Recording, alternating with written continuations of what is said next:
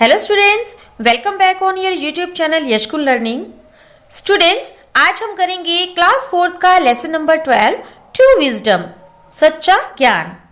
Students, this lesson shows us the true wisdom. यह lesson हमें सच्चे ज्ञान के बारे में बताता है।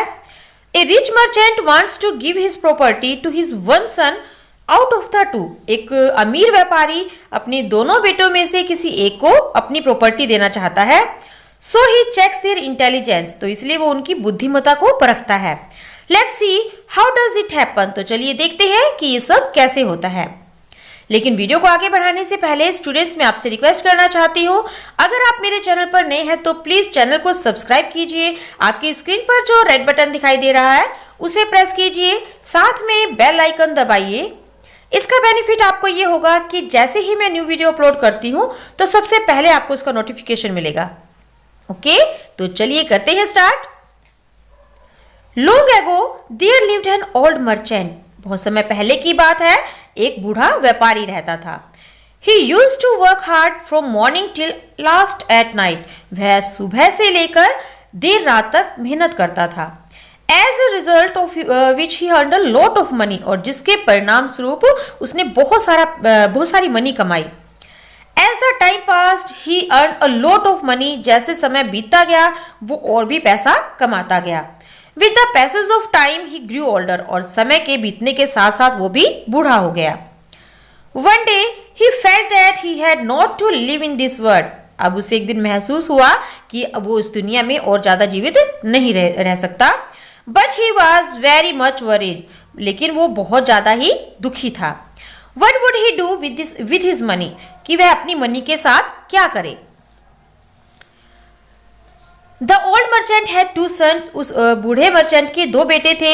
He decided that he would not divide his money between them. उसने डिसाइड किया कि वो अपनी मनी को उन दोनों में डिवाइड नहीं करेगा, but he would give it all to the one who proved himself to be wiser of the two. तो वो अपनी मनी को डिवाइड नहीं करेगा, बल्कि वो अपनी मनी, अपना पैसा उसे देगा जो दोनों में से अपने आप को वाइजर प्रूव करेगा, बुद्धिमान प्रूव करके दिखाएगा। But the greatest problem before him was how to find out which of his sons was wiser than the other. अब उसके सामने बड़ी समस्या ये थी कि वो इन दोनों में से इस बात का कैसे पता करे कि दोनों में से कौन बुद्धिमान है। He decided to solve this problem by giving them a test. उसने इस प्रॉब्लम का सॉल्यूशन के लिए अपने दोनों बेटों को एक टास्क दे दिया। He called both the sons and said, उसने दोनों बेटों को बुलाया और कहा, Here are 2 rupees, यहाँ 2 रुपए हैं, and I want you to take 1 rupees each. मैं चाहता हूँ कि तुम दोनों ही इनमें से एक रुपया ले लो।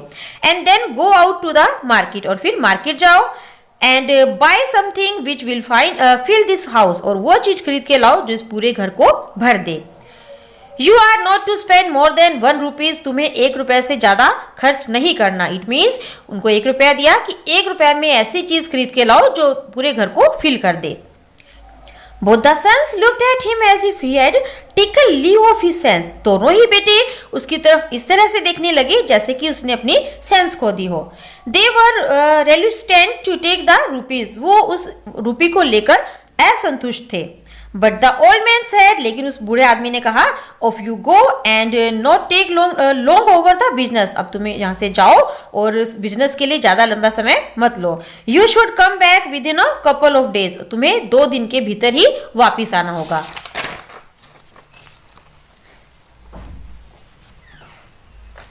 So each of his son took up a rupee and left the house. इसलिए दोनों बेटों ने ही 1 रुपया लिया और वो घर से चले गए।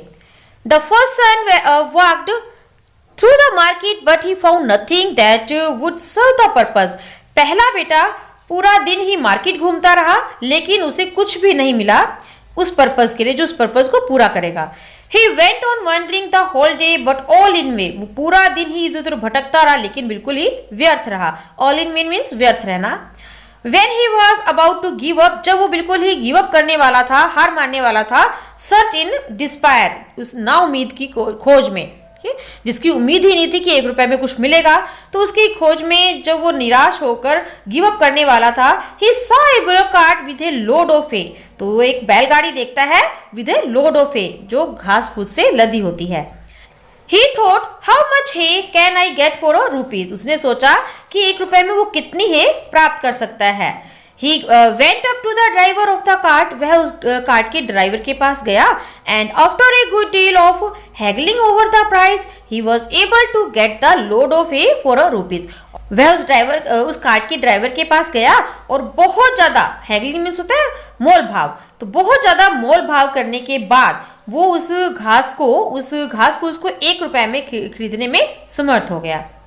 So the young man led off the cart with hay to his father's house. इसलिए उस यंग मैन ने उस घास फूस को उसके फादर के घर पर उतार दिया। But when the hay was in, जैसे ही वो घास फूस अंदर आई, he found that there was not enough to cover even the floor, let alone fill the whole house. तो उसने क्या पाया कि ये बिल्कुल भी इनफ नहीं था टू कवर करने के लिए, इवन द फ्लोर, यहाँ तक कि फर्श को भी, let alone fill the whole house, कहते हैं कि वो इतनी कम थी कि वो पूरे घर को क्या, सिर्फ फर्श को कवर करने में भी के योग्य नहीं थी। The second son also went out with his rupee. अब जो सेकंड बेटा था वो भी अपने रूपी लेके गया हुआ था। He happened to reach a shop where candles were sold. वो एक ऐसी शॉप पर गया जहां पर कैंडल्स बिकती थी। He spent his money on candles. उसने अपनी मनी कैंडल्स पर खर्च की। Then taking the candles, he came back to his father's house. और फिर वह कैंडल लेकर वो अपने पिताजी के घर पर आ गया। It was now getting dark. अब अंधेरा हो गया था, जैसे कि अंधेरा हो रहा था। He stood 2 or 3 candles in each room. उसने हर एक रूम में, यानी कि प्रत्येक रूम में 2 या 3 कैंडल रखी। Then he lit them. फिर उसने उनको जला दिया। At once the house was filled with light. और उसी पल, तुरंत ही वो जो घर था पूरा लाइट से भर गया, रोशनी से भर गया। His father was very pleased with him and said, उसके फादर उससे बहुत ही खुश हुए और कहा, My son, you have shown true wisdom. तुमने सच्चा ज्ञान दिखाया है, सच्ची बुद्धिमत्ता दिखाई है। I am willing to hand over all money to you. और अब मैं सारी ही मनी तुम्हें दे रहा हूँ। तो स्टूडेंट्स, ये थी लेसन नंबर 12 की story true wisdom. I hope आपको इसका हिंदी ट्रांसलेशन अच्छे से क्लियर हुआ होगा। तो स्टूडेंट्स, मिलते हैं हमारे नेक्स्ट वीडियो में इस लेसन के क्वेश्चन आंसर और ग्रामर वर्कशॉप के साथ। Thank you.